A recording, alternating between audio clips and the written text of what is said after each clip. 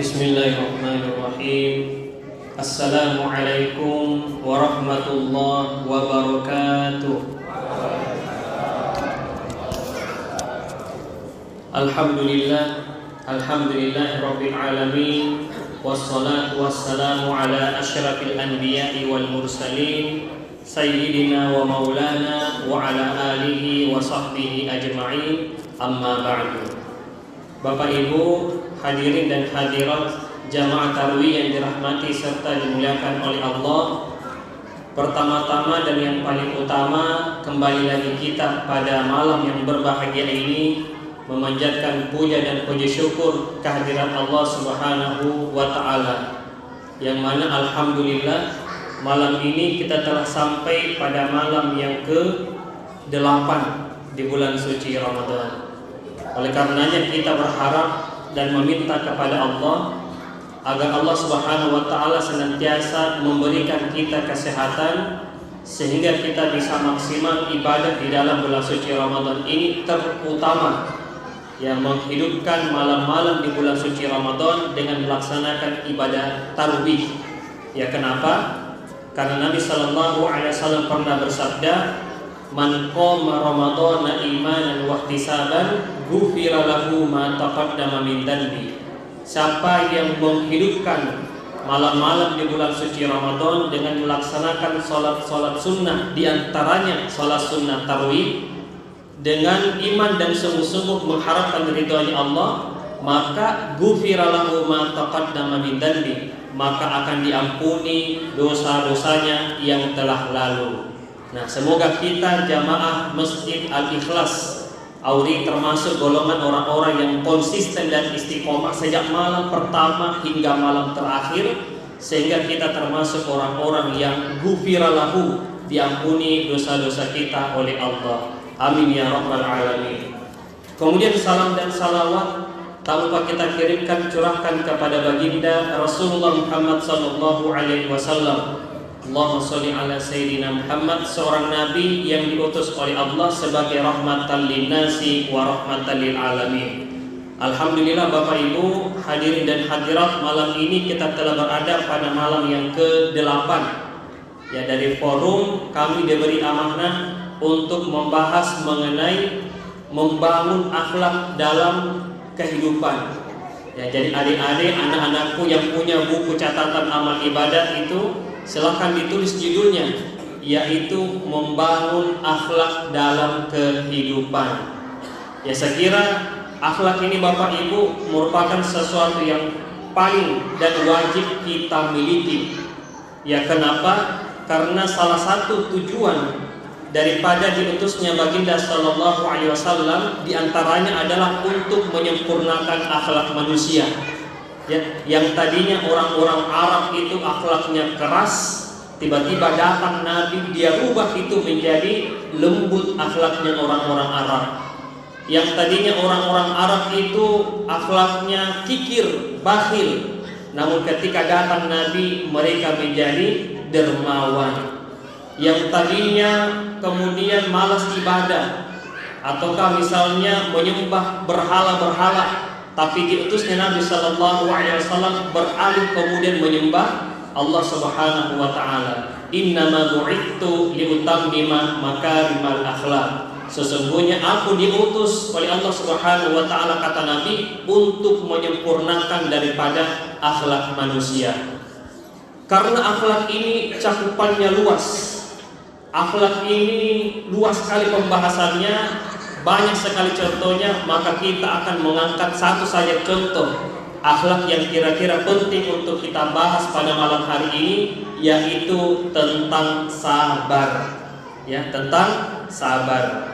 Bapak Ibu yang dirahmati serta dimuliakan oleh Allah, setiap kita manusia yang hidup di dunia ini, siapapun dia, apapun status sosialnya, apakah dia laki-laki, apakah dia perempuan, apakah dia pejabat, apakah dia rakyat, apakah dia orang kaya, orang miskin, pasti kita akan diuji oleh Allah Subhanahu wa taala dengan berbagai macam permasalahan. Ya, karena dalam Al-Qur'an disebutkan dalam surah Al-Mulk ayat 2 itu, alladzi khalaqal mauta wal hayat liyabluwakum ayyukum ahsanu amala. Allah yang telah menciptakan hidup, Allah juga yang telah menciptakan mati. Tujuannya apa? Liyabluwakum, untuk menguji siapa di antara kalian yang paling baik amalnya. Jadi rumusnya, kita hidup pasti diuji oleh Allah. Jadi bersyukurlah kalau kita diuji. Itu menunjukkan kita masih hidup. Karena setiap manusia konsekuensinya pasti diuji oleh Allah Subhanahu wa ta'ala. Cuma mungkin yang berbeda adalah bentuknya, yang berbeda adalah modelnya. Antara kita yang satu dengan yang lain, ujiannya itu tidak sama Bapak Ibu. Mungkin di antara kita saja di sini jamaah, ada yang diuji oleh Allah Subhanahu wa ta'ala, suami yang mungkin tidak akur dengan istrinya, atau ada seorang anak yang tidak bagus hubungan dengan orang tuanya. Diuji tetangga tidak bagus hubungannya dengan tetangganya yang lain. Ada juga yang diuji oleh Allah dengan penyakit kronis yang tidak kunjung sembuh. Ada juga yang diuji oleh Allah dengan dililit hutang. Ada juga yang diuji oleh Allah dengan kefakiran, kemiskinan. Pokoknya ujian yang Allah Subhanahu wa ta'ala yang berikan itu berbeda-beda. Nah, di dalam Al-Quran, dalam surah Al-Baqarah ayat 155, Allah jelaskan, وَلَنَبْلُوَنَّكُمْ بِشَيْءٍ مِنَ الْخَوْفِ وَالْجُوعِ, yang artinya dan pasti kata Allah kami akan timpakan ujian. Yang merupakan kata-kata pasti ini berarti harus kita semua akan diuji oleh Allah Subhanahu wa ta'ala bisyai'in, sedikit saja. Ya, jadi kita diuji oleh Allah itu sedikit sekali dikata Allah, tetapi kita merasa ujiannya berat sekali. Kata Allah sedikit bisyai'in minal khauf, sedikit dari rasa takut. Ya pasti kita manusia ada rasa takut tak? Ya takut misalnya dimutasi. Nah, terkadang ada rasa takut itu. Takut kemudian anak sekolah tidak lulus. Kemudian takut yang jomblo-jomblo fisabilillah yang belum menikah, takut tidak dapat jodoh. Misalnya, ada juga takut berkeluarga karena takut tidak bisa bahagiakan pasangannya. Ada juga yang ketika sudah berkeluarga takut tidak punya keturunan. Pokoknya banyak sekali ketakutan. Kemudian wal khaufi, kemudian wal ju', kelaparan. Wa naqas minal amwal, kekurangan harta benda, kemiskinan, kefakiran termasuk itu. Kemudian wal anfus wa thamarat, kematian. Ya kehilangan anggota keluarga juga termasuk ujian. Wa thamarat, kegagalan panen. Kita sudah punya kebun, punya empang, kita sudah modal kasih bibit, kasih pupuk, ternyata ketika mau panen gagal. Termasuk itu ujian dari Allah Subhanahu wa ta'ala. Jadi banyak sekali ujian. Tapi yang menariknya jamaah, wabasyiris sabirin, kata Allah, beri kabar gembira kepada orang-orang yang sabar. Jadi mereka orang-orang yang sabar menghadapi berbagai macam ujian musibah itu, maka kata Allah kasih mereka kabar gembira. Di antara contoh orang-orang yang sabar, alladzina idza asabatkum musibah qalu inna lillahi wa inna ilaihi raji'un, yaitu orang-orang ketika mendapatkan ujian ataupun musibah mereka mengatakan inna lillahi wa inna ilaihi raji'un. Bapak Ibu yang dirahmati serta dimuliakan oleh Allah, ternyata ini ayat punya asbabul nuzul. Asbabul nuzul itu sebab-sebab turunnya ayat. Apa sebab turunnya? Dalam riwayat disebutkan pernah suatu ketika Ummu Salamah. Jadi Ummu Salamah ini merupakan sahabiah, sahabat perempuannya Nabi. Suatu ketika sang suami pulang. Jadi suaminya bernama Abu Salamah, ibunya bernama Ummu Salamah. Ummu sama Abu. Pulang suaminya datang ke rumah, lalu kemudian Abu Salamah ini sang suami ceria. Ya, ceria sekali hatinya, ternampak di wajahnya cerianya Abu Salamah. Kata Ummu Salamah, wahai suamiku, apa gerangan? Kenapa kamu ceria sekali, bahagia sekali saya lihat? Kemudian Abu Salamah mengatakan, saya baru mendapatkan ilmu yang luar biasa dari baginda Sallallahu Alaihi Wasallam. Apa itu? Nabi menyampaikan, ketika kalian mendapatkan masalah, maka pertama bersabar, ya. Yang kedua baca kalimat istirja, yaitu inna lillahi wa inna ilaihi raji'un. Yang ketiga baca doa, Allahumma ajirni fi musibati wakhluf li khairan minha, yang artinya ya Allah beri saya pahala terhadap musibah ini dan ganti musibah ini dengan nikmat yang jauh lebih baik. Kata Nabi sallallahu alaihi wasallam, siapa yang mengamalkan ketiga hal ini ketika mendapatkan musibah, maka Allah akan berikan pahala yang banyak dan Allah akan ganti musibah yang ia timpa dengan nikmat yang jauh lebih baik. Ya, itu nasihatnya baginda sallallahu alaihi wasallam. Nah, tidak beberapa lama kemudian Ummu Salamah mendapatkan musibah yang besar. Suaminya yaitu Abu Salamah meninggal dunia. Sang suami yang ia sangat cintai meninggal dunia. Lalu Ummu Salamah ingat pesan suaminya. Ketika mendapatkan musibah, kata Nabi yang pertama, bersabar, maka sabarlah Ummu Salamah. Yang kedua baca kalimat istirja, inna lillahi wa inna ilaihi raji'un. Dan yang ketiga baca doa, Allahumma ajirni fi musibati wa akhlif li khairan minha.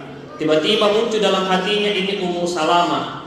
Nabi katakan kalau ditimpa musibah lalu kita amalkan ketiga hal ini, maka Allah akan ganti musibah itu dengan nikmat yang jauh lebih baik. Sedangkan yang meninggal ini adalah suami saya, maka secara logika maka Allah akan ganti suami saya dengan suami yang jauh lebih baik. Tapi pikirannya Ummu Salamah, kira-kira masih adakah itu suami yang jauh lebih baik ketimbang suami saya Abu Salamah. Nah, tidak lama kemudian jamaah, setelah habis masa iddah, masa menunggu, maka datanglah sahabat utama baginda sallallahu alaihi wasallam. Siapa itu? Yaitu Abu Bakar As-Siddiq, datang melamar Ummu Salamah. Subhanallah. Abu Bakar ini jamaah sahabatnya Nabi sallallahu alaihi wasallam yang paling pertama juga masuk Islam, percaya kepada Nabi, yang paling pertama percayai Nabi ketika Isra dan Mi'raj. Kemudian yang menemani Nabi hijrah dari Mekah menuju Madinah, dan yang menggantikan Nabi sebagai khalifah ketika Nabi sallallahu alaihi wasallam meninggal dunia, datang melamar Ummu Salamah. Tetapi lamarannya ditolak. Ketika ditolak, mundurlah Abu Bakar. Lalu maju lagi sahabat utama kedua Nabi, yaitu Umar bin Khattab. Jadi Umar bin Khattab ini digelari Al-Faruq, yang bisa membedakan antara yang hak dan yang batil. Beliau ini orangnya tegas. Datang juga melamar Ummu Salamah, yang kemudian pada akhirnya pun ditolak. Barulah yang ketiga, datanglah manusia yang agung, manusia yang paling mulia, yaitu baginda Rasulullah sallallahu alaihi wasallam sendiri yang datang melamar Ummu Salamah. Jadi begitu jamaah, ketika mendapatkan musibah, yang pertama bersabar, yang kedua baca kalimat istirja, dan yang ketiga baca doa yang diajarkan oleh baginda sallallahu alaihi wasallam. Nah, kemudian sekira yang terakhir, yaitu ketika kita mendapatkan musibah, apa kira-kira yang harus kita tanamkan dalam benak kita, dalam diri kita, dalam hati kita, supaya hati kita tenang. Ya, yang pertama yang bisa kita tanamkan dalam diri ketika kita mendapatkan musibah, ujian dari Allah, tanamkan dalam diri kita bahwa ini adalah caranya Allah untuk meningkatkan daripada kualitas kita. Kalau bahasa sederhananya, kita diuji ini untuk kita naik kelas. Ya, bukankah anak SD, ya, anak-anakku di sini yang SD yang mau naik nanti SMP pasti akan diuji. Yang SMP kemudian mau naik SMA pasti juga diuji. Yang SMA mau naik ke perguruan tinggi juga akan diuji. Ketika ujian-ujian itu dilewati, maka akan naik tingkat dan anak akan naik level lah mereka. Maka sama juga kita kasusnya oleh Allah. Kita diuji oleh Allah bukan untuk menjatuhkan kita, bukan untuk menjadikan kita tidak berdaya, tapi itu adalah caranya Allah Subhanahu wa taala untuk angkat derajat kita. Bukankah salah satu bentuk caranya Allah cintai hambanya yaitu dengan cara diuji? Innallaha idza ahabba qauman ibtalahum. Ketika Allah cinta pada suatu kaum, maka Allah sendiri pertama kali dulu akan diujilah mereka. Yang kedua, bahwa ketika kita mendapatkan ujian, maka tanamkan dalam diri kita bahwa Allah Subhanahu wa taala tidak akan bebani hamba kecuali dengan kemampuan kita. Artinya apa jamaah? Artinya Allah sudah tahu kemampuan dan kapasitas kita, maka kita akan diuji dengan apa yang kita mampu. Ya, tidak mungkin Allah berikan ujian yang kita tidak mampu. Oleh karenanya Allah sendiri yang percaya kita akan mampu menghadapinya, maka mengapa kita yang tidak percaya dengan diri kita? Hanya kita yang mampu melewati dan menghadapinya, sedangkan orang lain belum tentu bisa. Karena la yukallifullahu nafsan illa usaha. Allah tidak akan bebani hamba kecuali dengan kemampuan dan kesanggupannya. Kemudian yang ketiga, ketika mendapatkan persoalan, maka tanamkan dalam diri setiap ada kesulitan, pasti itu disertai dengan kemudahan. Dan ini sudah janji Allah, fa inna ma'al usri yusra, inna ma'al usri yusra. Sesungguhnya bersama kesulitan ada kemudahan, sesungguhnya bersama kesulitan ada kemudahan. Hadirin yang dirahmati serta dimuliakan oleh Allah, saya kira inilah tausiah sikap yang bisa kami bawakan pada kesempatan hari ini. Semoga ada manfaatnya kepada kita semua, dan semoga kita bisa bersama menjadi orang-orang yang sabar terhadap musibah maupun ujian yang Allah Subhanahu wa taala takdirkan kepada kita. Wa akhirul kalam, assalamualaikum warahmatullahi wabarakatuh.